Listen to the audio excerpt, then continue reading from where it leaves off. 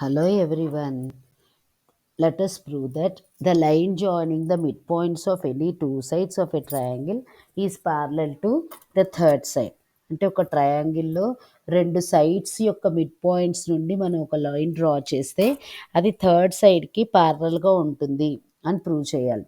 Okay, so ఇచ్చిన data ప్రకారం మనం ఇప్పుడు ట్రయాంగిల్ని డ్రా చేసుకుంటున్నాం.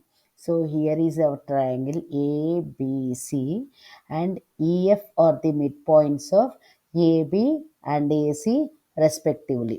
ఈ అండ్ ఎఫ్ అనేవి ఏబికి ఏసీకి వరుసగా మిడ్ పాయింట్స్ అనమాట. ఓకే, మనం ఏం ప్రూవ్ చేయాలి? ఈఎఫ్ అనేది బీసీకి ప్యారలల్గా ఉంటుంది. The line drawn through the mid points of any two sides of the triangle is parallel to the third side. అంటే ఈఎఫ్ అనేది బీసీకి ప్యారలల్గా ఉంటుంది అని మనం ఇప్పుడు ప్రూవ్ చేయాలన్నమాట. Okay, to prove this we're going to construct a line CD. Okay, we are going to draw a line segment CD through C. Okay, and it should be parallel to AB. అంటే ఏబికి ప్యారలల్గా C గుండా. Okay, we are drawing a parallel line segment here we can draw, right? And we extend EF till D అన్నమాట. మనం ఏ line అయితే draw చేసామో ఆ line cut చేసేలాగా ఈఎఫ్ని extend చేస్తాం. ఆ కట్ చేసిన దాన్ని డి అనే పాయింట్ మనం పెట్టుకున్నాం అనమాట. ఇదంతా మనం చేసిన construction. Okay, so we extended EF to meet the line which we have drawn parallel to AB at D. Okay, right, ఇది మనం కన్స్ట్రక్ట్ చేసింది.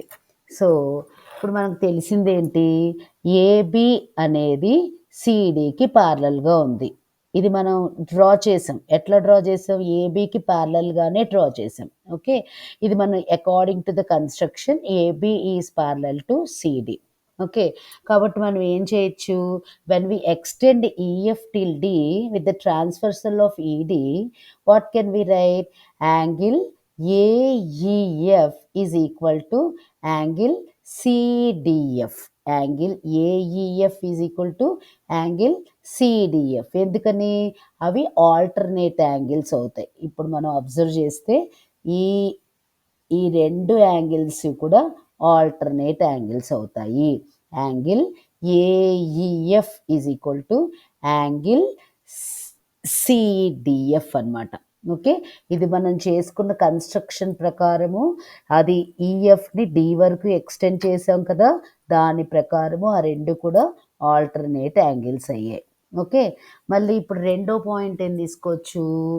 ఇక్కడ మనం తీసుకుంటే యాంగిల్ సిఎఫ్డి. ఓకే, అలాగే యాంగిల్ ఏఎఫ్ఈ ఇది. ఓకే, ఈ రెండు కూడా ఈక్వల్ అవుతాయి. ఎందుకని? ఈ రెండు కూడా వర్టికల్లీ ఆపోజిట్ యాంగిల్స్. మనకు తెలుసు కదా, వర్టికల్లీ ఆపోజిట్ యాంగిల్స్ ఎప్పుడు కూడా ఈక్వల్గా ఉంటాయని. ఈ రెండునేమో ఆల్టర్నేటివ్ యాంగిల్స్, యాంగిల్ ఏఎఫ్ఈ అలాగే యాంగిల్ సిఎఫ్డి, ఈ రెండు కూడా వర్టికల్లీ ఆపోజిట్ యాంగిల్స్. ఓకే, అట్లాగే మనకి ఇంకేం తెలుసు? AF is equal to CF. AF is equal to CF ఎందుకు అవుతాయి?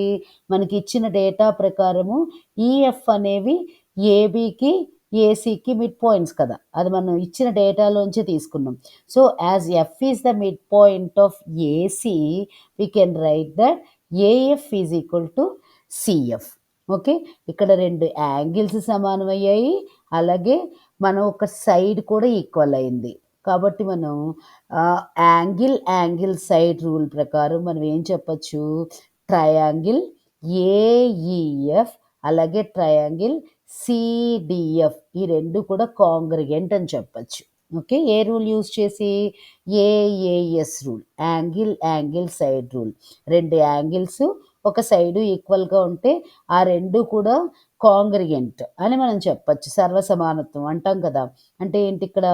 ఇక్కడేమో యాంగిల్ ఏఈఎఫ్ అలాగే యాంగిల్ సిడిఎఫ్ అనేమో ఆల్టర్నేట్ యాంగిల్స్ అయ్యాయి, అలాగే యాంగిల్ ఏఎఫ్ఈ అలాగే యాంగిల్ సిఎఫ్డి అనేమో వర్టికల్లీ ఆపోజిట్ యాంగిల్స్ అయ్యాయి.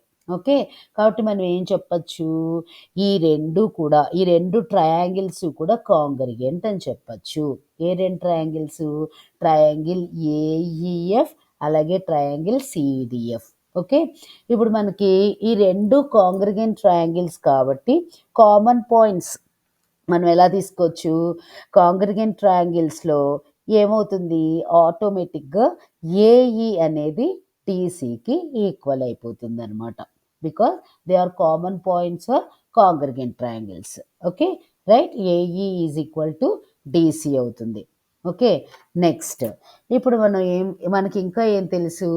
EA is equal to DC. EA is equal to or what is that EA or AE is equal to CD. మనం ఇప్పుడు తీసుకున్నాం కదా, ఏంటది? కామన్ పాయింట్ సిపిసిటి ప్రకారము AE is equal to DC మనం ఇప్పుడు రాసుకున్నాం. ఓకే. కానీ మనకి ఇంకొక పాయింట్ ఏం తెలుసు? ఈ అనేది ఏబికి మిడ్ పాయింట్. ఓకే. అంటే ఏమవుతుంది? AE is equal to BE అవుతుంది. ఓకే. కాబట్టి మనం ఆటోమేటిక్‌గా ఏం రాసుకోవచ్చు? డీసీ అనేది ఈబీకి ఈక్వల్‌గా ఉంటుంది అని క్లారిటీగా రాసుకోవచ్చు. బికాజ్ ఈ రెండూనేమో కామన్ పాయింట్స్ కాబట్టి కామన్ లెంగ్త్ అవుతుంది కాబట్టి ఇక్కడ కాంగ్రిగెంట్ ట్రయాంగిల్స్‌కి ఈ 2 ఈక్వల్ ఏసాము. అట్లాగే ఈ అనేది ఏబీకి మిడ్ పాయింట్ కాబట్టి ఆ రెండిటిని ఈక్వల్ చేసాము. ఆటోమేటిక్‌గా మనకేమవుతుంది? ఈఏ ఈజ్ ఈక్వల్ డీసీ అయినప్పుడు, EA is equal to EB అయినప్పుడు ఆటోమేటిక్‌గా డీసీ అనేది ఈబీకి ఈక్వల్ అయిపోతుంది. ఓకే. ఇప్పుడు మనం చేసుకున్న కన్స్ట్రక్షన్ ప్రకారము ఏమైంది మనకి? ఈబిసిడి అనేది ఒక క్వాడ్రిలేటరల్ అని మనం తీసుకోవచ్చు. ఓకే. కానీ ఇక్కడ మనకి ఏం తెలుసు? ఈబి అనేది డీసీకి పారలల్‌గా ఉంది. ఎందుకని? ఈబి అనేది డీసీకి పారలల్‌గా ఏబీకి మనం పారలల్‌గా డ్రా చేసాము. కానీ ఏఈ అనేది సీడీకి ఈక్వల్ కాబట్టి ఆటోమేటిక్‌గా EB is equal to DC మనం వేసుకున్నాం కదా ఇందాక తీసుకున్న ఈక్వేషన్ ప్రకారము. So, in that quadrilateral EBCD, EB is parallel to DC and EB is equal to DC. Right? So, మనకి ఇక్కడ 1 pair of opposite sides equal and parallel. Hence EBCD is a parallelogram అని మనం prove చేయొచ్చు.